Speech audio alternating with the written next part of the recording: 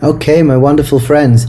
So what I'd like to do, I think we've spoken about this at the beginning of the year. I just want to speak about a few things that could potentially help us sleep. So really what we're going to share here and what I would like you to experiment and experience with is maybe one or more of these different pieces of advice that are there to help us go to bed better, sleep better, whatever it may be. So the first thing I'd like to suggest to you is stop drinking caffeine and eating a couple of hours before you go to bed. 3 hours before you go to bed, if you can help it, no eating and no drinking coffee, things like this. I would suggest make sure you're hydrated, make sure you drink water.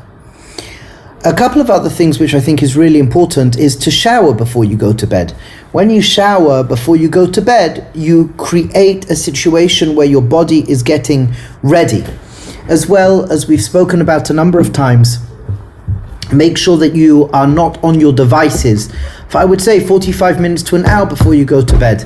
The light from your devices severely affects your brain activity, awakening you. Okay, now other elements I think are really important to think about is dimming the lights. This is a very, a very simple and effective way of as well adjusting your brain activity. So other things that would help tremendously is, number one, for example, reviewing your calendar. Looking at your calendar before you go to bed helps you go to sleep. It identifies the goals and the tasks that you have to do the next day, and it's going to help you develop a consistency of I guess what we can call having a vision for the next day. Other things that help as well, which helps you go to sleep but getting up in the morning, is choosing your wardrobe for the next day.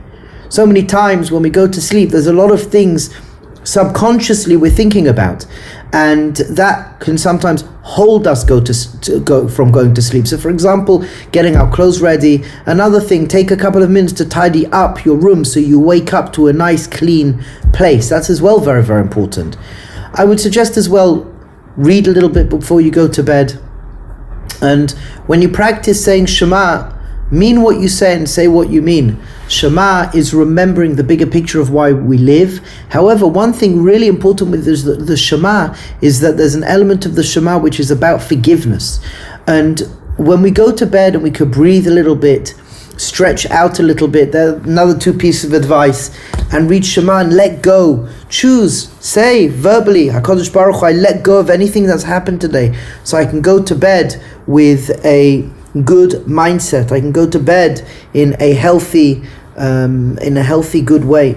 So these are some things to think about. Again, not eating and drinking before you go to bed, showering before you go to bed, choosing the clothes you're going to wear in the next day, shutting off your devices, what else? Reviewing your calendar, cleaning up your area, reading a little bit, dimming your light, and then when you say the Shema, to first maybe stretch and breathe a little bit, say the Shema with an Amunah Pshuta, but let go, forgive and let go.